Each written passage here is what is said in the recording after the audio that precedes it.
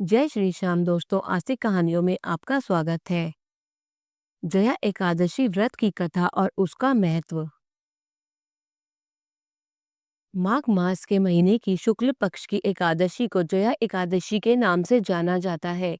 इस व्रत को करने से भूत प्रेत पिशाच आदि योनि से मुक्ति मिलती है। विष्णु पूजा के समय आपको जया एकादशी की व्रत की कथा सुननी चाहिए। जया एकादशी माघ के महीने की 8 फरवरी के शनिवार के दिन मनाई जा रही है। यह व्रत माघ शुक्ल एकादशी को रखते हैं। इस साल जया एकादशी के दिन रवि योग बन रहा है। इस व्रत को करने से भूत प्रेत पिशाच आदि योनि से मुक्ति मिलती है। इसमें भगवान विष्णु की पूजा करके पूरे दिन उपवास करते हैं। फिर अगले दिन स्नान दान के बाद पारण होता है। विष्णु पूजा के समय आपको जया एकादशी की व्रत की कथा सुननी चाहिए। जया एकादशी व्रत की कथा। पद्म पुराण में जया एकादशी की व्रत कथा का वर्णन है। एक बार युधिष्ठिर ने भगवान श्री कृष्ण से माघ शुक्ल एकादशी की महत्ता के बारे में बताने का निवेदन किया। इस पर भगवान श्री कृष्ण ने कहा कि इसे जया एकादशी के नाम से जानते हैं, जो जीवों को भूत प्रेत और पिशाच आदि योनि से मुक्ति दिलाती है। विष्णु कृपा से मोक्ष की प्राप्ति होती है। इसकी कथा कुछ इस प्रकार है। स्वर्ग में देवराज इंद्र सभी देवी और देवताओं के साथ सुखपूर्वक रह रहे थे।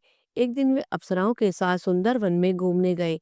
उनके साथ गंधर्व भी गए थे, जिसमें गंधर्व माल्यवान और अप्सरा पुष्पवती भी थे। पुष्पवती माल्यवान को देखकर मोहित हो गई। माल्यवान भी पुष्पवती की सुंदरता पर मंत्रमुग्ध हो गया।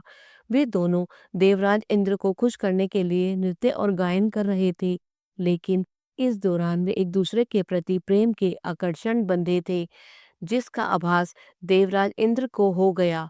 देवराज इंद्र को लगा कि ये दोनों उनका अपमान कर रही हैं। उन्होंने गुस्से में आकर माल्यवान और पुष्पवती को श्राप दे दिया कि तुम दोनों अभी स्वर्ग से नीचे गिर जाओगे। पृथ्वी पर पिशाच योनि में कई प्रकार के कष्ट भोगोगे। श्राप के प्रभाव से माल्यवान और पुष्पवती हिमालय पर पहुंच गए। दोनों को पिशाच योनि मिली और वे अनेकों तरह के कष्ट भोगने लगे। उनका जीवन बड़ा ही कष्टमय था। माघ शुक्ल एकादशी का दिन आया। उस दिन माल्यवान और पुष्पवती ने उपवास किया। कोई अन्न नहीं खाया, बस फल और फूल खाकर ही दिन बिताए। जैसे ही सूर्यास्त हुआ तो वे दोनों एक पीपल के पेड़ के नीचे बैठ गए। जैसे तैसे रात बिताई। उस समय सर्दी का मौसम था।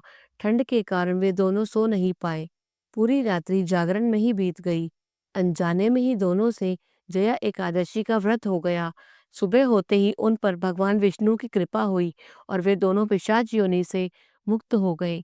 श्री हरि की कृपा से दोनों को पहले से ही भी सुंदर शरीर मिला और वे स्वर्ग पहुंच गए। माल्यवान और पुष्पवती ने देवराज इंद्र को प्रणाम किया। तब इंद्र दोनों को देखकर आश्चर्य में पड़ गए कि इनको पिशाच योनि से मुक्ति कैसे मिली। उन्होंने दोनों से पिशाच योनि से मुक्ति का उपाय पूछा।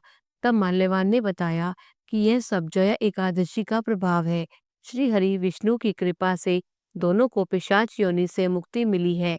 जो व्यक्ति जया एकादशी का व्रत विधि विधान से रखता है, उसे भी माल्यवान और पुष्पवती के समान पुण्य की प्राप्ति होती है।